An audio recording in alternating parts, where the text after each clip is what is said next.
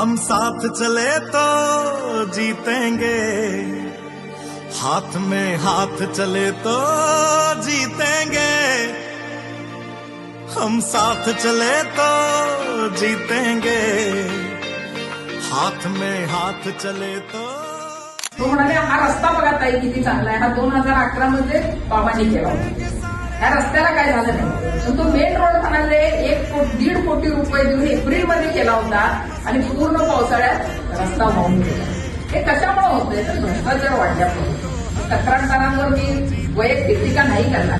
जीतेंगे सबकी नजरें, सबके दिल को जीतेंगे, साथ चले तो जीतेंगे.